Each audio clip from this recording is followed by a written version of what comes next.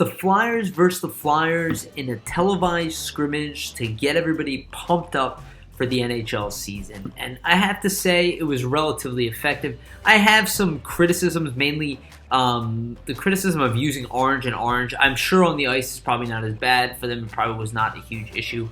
For me on TV, just having the white orange and then the orange with white in it, it doesn't work that well, especially when you have a third jersey. I mean, you have a burnt orange from the past. You also have your black jersey. Maybe contractually they can't work that out, but it shows maybe a need for a black jersey just to kind of separate the orange there for the Flyers, because in those type of scenarios, you almost wish they kind of just wore their practice jersey. But either way, it was the white team versus the orange team, where the orange team primarily was, I guess, the top line team, and then the white team was the second line team, though none of that is really true. It's kind of the top half of the lineup versus the bottom half of the lineup, but kind of intermixed between that. So let's go through Team Orange. So that's kind of the top line team. You have Oscar Lindblom, Couturier, and TK. I thought this line looked relatively good. I thought they had some moments, but they were generally okay. We're all high on this line. We know they're effective. They've been effective in the past. They're probably going to be effective again, as they're probably used, whether they're used primarily all year round or they're used just for large moments of the season. I don't know exactly from what I've seen, but they're obviously going to be relied upon and clearly going to be considered maybe the top line on the team. They played pretty well. TK got robbed by Hart quite a bit. He had some shots in tight. But Couturier was a little quiet, not anything that special from him. Lindblom, I thought he looked solid. He looked solid as always. He had some blasts. One of them obviously hitting Provorov in the foot. Kind of a scary moment there, but typically Provorov skates it off. Even if it was broken, we probably wouldn't even know till like 2 seasons later or whatever. But hopefully, he's A-okay there. I imagine he probably will. As we roll into the season, it is just around the corner. As I record this, we're just 3 days away. So this is, we're getting there. We're getting the puck drop. So top line looked pretty good. Second line there was Giroux, Hayes, and Farabee. This, I think, is an interesting line to go with. I don't know if this will be a line that I'm not 100% convinced that these will be the final lines rolling into next season, at least permanently. But I do think they will be tried, and I think they could be even tried, maybe moved away from, and then come back to at some point as well. I don't think we should be married to any of these, but I don't have large criticisms of these lines. I think overall they all make sense. And we've seen some success here, obviously, just internally. But Giroux, Hayes, and Farabee, they came out really strong. Hayes particularly scored a couple goals. Giroux is moving the puck really nicely. Farabee, I mean, he's primed for a breakout season this year. So if you maybe are thinking about picking him up in fantasy, I don't know. Maybe it's a little early to say it that way, but he just seems like maybe he'll be a 20-goal scorer this year. Especially if he gets to play with Giroux and Hayes. I mean, that's a lot of offensive punch. Though I have some thoughts about who Giroux will be playing with, and I'll get to that a little bit later. So third line, there is Morin, Andreoff, Torensky. I thought Morin actually looked pretty physically dominating. And in a game where it's just a scrimmage where he's not really allowed to hurt anybody, he was very noticeable. So I'm highly intrigued by Sam Morin. I've said it quite a bit. If you know my opinions on Sam, I like Sam a lot. I like his game. I've always liked his game. I can't say I see him as a top 15 pick in a draft. Maybe that draft he was, but I've always thought that what he does bring that's elite is pretty rare, and that offensive skill set maybe can come out with just the physicality that he brings to the table. But I thought he's noticeable. Andreoff, Torensky actually I thought played really well. He had a really nice breakaway at one point. I didn't notice Andreoff that much, but also he was fine. It's a scrimmage. I'm not really knocking on anybody here. Just trying to kind of say things that I remember. Morin, overall, though, I just like it. I think he probably will be on the team. I wouldn't be surprised if at times he's just in the lineup and you're like, why is he there over somebody else? Because he's just such a force. Like, you just see him Like, who's going to push him off the puck? Outside of Phil Myers and, like, Braun, you're going to be hard-pressed to find guys who move. Oh, like Hayes, you know? You got to find guys who are really big that can kind of move this dude, and there really aren't many of them. So he's just going to be a problem to play against. So I think he's on the team. Wisdom as well with that crop. Obviously he looked good. Wyatt Wiley with that crop as well. That's kind of mixed in for the forwards. I think they had Wiley play as a forward position. Wiley had a breakaway at one point. It was nice to see. Good for him. I mean, it was just cool. Listen, that stuff's just fun. Shows they're trying to get the kids involved with the team. And I think it's a great approach, and I love it. And I love that they were available to play. And I think it shows how they see all these guys with just pro players. And I really believe that Wisdom, Wiley, and Forrester are all pro players, clearly. And I think the Flyers recognize that. So on the defense, you have Provorov, Braun. I mean, it was a quiet game, but I thought they looked fine. It was just a scary moment for Provorov there. That's really just what I was worried about. Zamula, I thought he moved the puck well. Nothing that special. I thought Friedman stuck out. He deserves to get a chance this year. He'll at least be on the taxi cab. He has an edge over Zamula just because of the contract situations. He's going to get his chance to play. He's an NHL player. He's an NHL player, so if he doesn't play for the Flyers, he's going to play somewhere else potentially. So, this is a guy the Flyers probably prefer to lock down. So he'll get his opportunities. So Friedman, I thought he looked like he could skate tonight. Again, he's always sturdy and solid, and he just doesn't seem intimidated by any of the pros. Bigra and Pouliot. Again, Pouliot I thought had some nice shot. Bigra. These are guys who, they're going to be good AHL guys, but I wouldn't expect them to make the Flyers. Elliott played well, but he also got, he gave up some goals to practice. But, he had NAK scored a nice one through him. I'm sure he'd want that one back. But, he looked good, but, not really an issue. And then Lyon was his backup. Team White. All right, so JVR, Patrick, and Voracek. This line, I think, really drove the offense for the White team. I think it's a big reason why they won, a big reason why their momentum kind of spiked as the game went on. I think this line got stronger as the game went on. I think in particular JVR got better as it went on. He scored that nice goal at the end. But I thought that he looked good. I didn't think he looked out of this world. But again, this is a practice, so I'm taking all of this with a grain of salt. But I thought he looked good. Patrick in particular, I thought. I think everybody will probably say this. It was just fantastic to see. He's probably the best player in the scrimmage, but he also had a lot to prove. He was the most noticeable, at least from beginning to the end to me. I wouldn't say that he was the most noticeable all the time. Maybe it was Hayes had the biggest moments. But I do think as the game went on, Patrick was just starting to be noticeable on every shift. And I think that's what we're going to see with Patrick. Right now, he's starting off as a second-line center. Call it what you will. I think he's going to end up being the third-line center. And one thing I'd really like the Flyers to see, especially if they're going to go with that top line of Lindblom, Couturier, and TK, I'd love to see Giroux, Patrick, and Voracek get a look.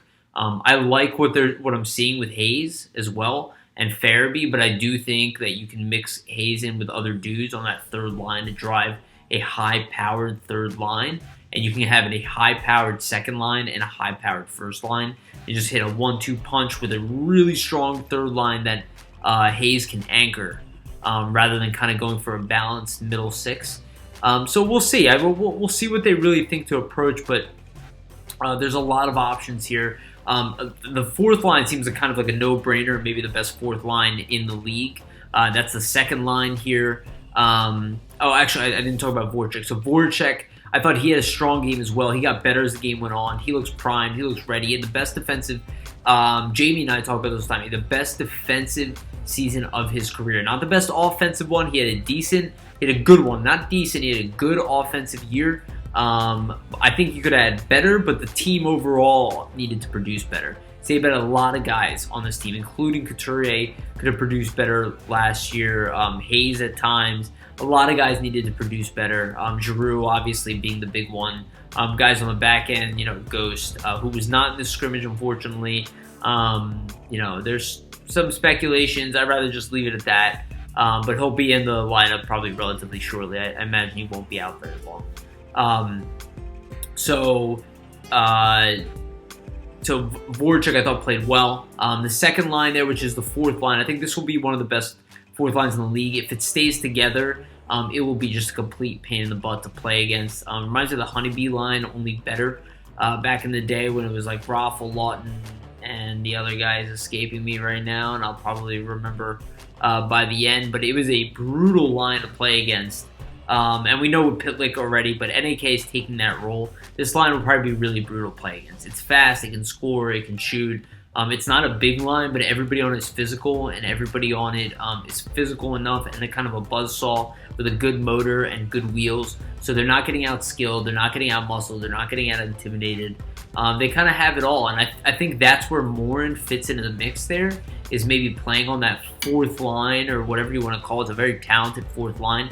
He could end up playing on the left-hand side, and Raffle can always shift to the right-hand side. And maybe they sit Raffle or NAK for a game. Maybe there's an injury of some sort. If Lawton's injured, you can shift Raffle to the middle and then play Morin on the left-hand side. I actually feel very comfortable with Morin on the fourth line if he's going to actually work out. Having a player of that caliber, size, strength, and then the option to be a seventh defenseman potentially as the season rolls on. I mean, that could be a big weapon for the Flyers. So we'll have to keep an eye on that situation there. But that line I thought played well. NAK had a really nice goal. Lawton looks great as always. Raffle looks fantastic. This type of line in a scrimmage, I think, dominates. So I think we saw signs of that. Also a big reason why Team White did really well. Kind of took it home. The game overall was, kind of a scoring win for the White. They went into overtime. They do the shootout. They kind of test the scenarios. It was just cool to watch the puck work. I mean, if you're just really out there, just watch the power plays, stuff like that. Just watch the line combinations and passes. You really don't need to think about it more than that, in my opinion, because they're not playing each other very hard at all. So we're not seeing.